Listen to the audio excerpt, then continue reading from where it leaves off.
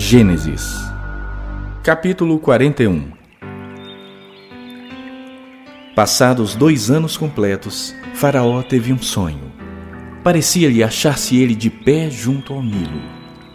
Do rio subiam 7 vacas formosas à vista e gordas e pastavam no carriçal. Após elas subiam do rio outras 7 vacas, feias à vista e magras, e pararam junto às primeiras na margem do rio.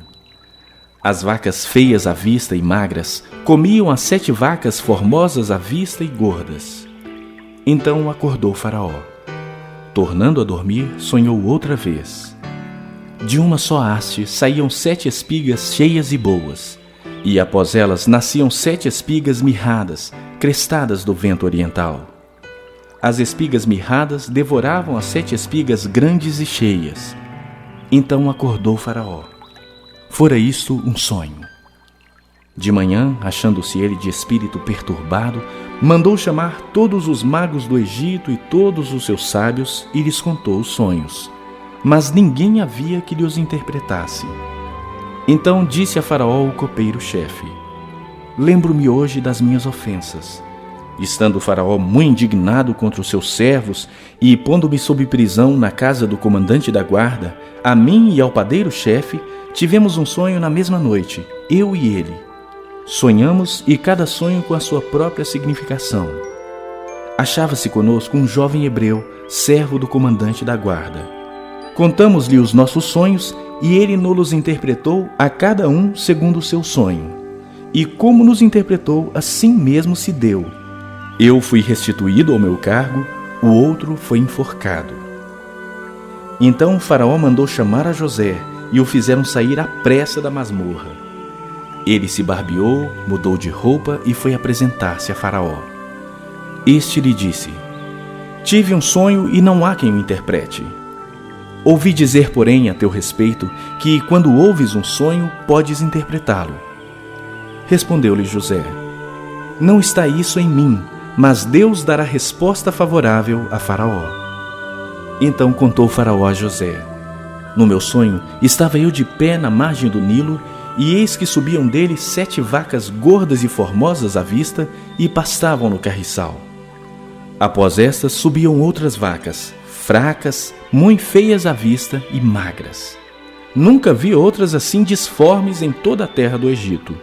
E as vacas magras e ruins comiam as primeiras 7 gordas. E depois de as terem engolido, não davam aparência de as terem devorado, pois o seu aspecto continuava ruim como no princípio. Então acordei. Depois vi em meu sonho que 7 espigas saíam da mesma haste, cheias e boas. Após elas nasciam 7 espigas secas, mirradas e crestadas do vento oriental. As 7 espigas mirradas devoravam as 7 espigas boas. Contei-o aos magos, mas ninguém houve que mo interpretasse. Então lhe respondeu José: O sonho de Faraó é apenas um. Deus manifestou a Faraó o que há de fazer. As 7 vacas boas serão 7 anos. As 7 espigas boas também 7 anos. O sonho é um só. As 7 vacas magras e feias que subiam após as primeiras serão 7 anos, bem como as 7 espigas mirradas e crestadas do vento oriental serão 7 anos de fome. Esta é a palavra como acabo de dizer a Faraó, que Deus manifestou a Faraó que ele há de fazer. Eis aí vem 7 anos de grande abundância por toda a terra do Egito. Seguir-se-ão 7 anos de fome, e toda aquela abundância será esquecida na terra do Egito, e a fome consumirá a terra. E não será lembrada a abundância na terra, em vista da fome que seguirá, porque será gravíssima. O sonho de Faraó foi dúplice, porque a coisa é estabelecida por Deus, e Deus se apressa a fazê-la. Agora, pois, escolha Faraó um homem ajuizado e sábio, e o ponha sobre a terra do Egito. Faça isso o Faraó, e ponha administradores sobre a terra, e tome a 5ª parte dos frutos da terra do Egito nos 7 anos de fartura. Ajuntem os administradores toda a colheita dos bons anos que virão, recolham cereal debaixo do poder de Faraó, para mantimento nas cidades, e o guardem. Assim, o mantimento será para abastecer a terra nos 7 anos da fome que haverá no Egito, para que a terra não pereça de fome.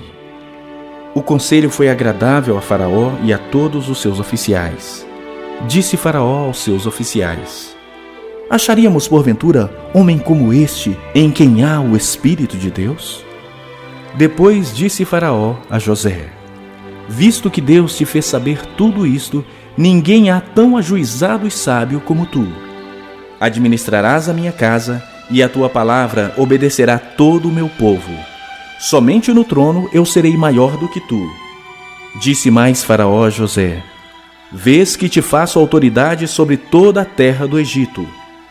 Então tirou Faraó o seu anel de sinete da mão e o pôs na mão de José. Fê-lo vestir roupas de linho fino e lhe pôs ao pescoço um colar de ouro. E fê-lo subir ao seu segundo carro, e clamavam diante dele: inclinai-vos! Desse modo o constituiu sobre toda a terra do Egito. Disse ainda Faraó a José: eu sou Faraó, contudo, sem a tua ordem, ninguém levantará mão ou pé em toda a terra do Egito. E a José chamou Faraó de Zafenate-Paneia, e lhe deu por mulher a Asenate, filha de Potífera, sacerdote de On. E percorreu José toda a terra do Egito.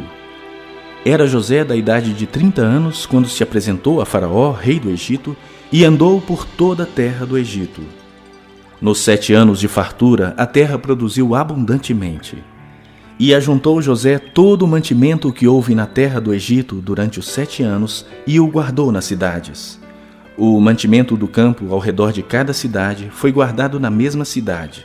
Assim ajuntou José muitíssimo cereal como a areia do mar, até perder a conta, porque ia além das medidas.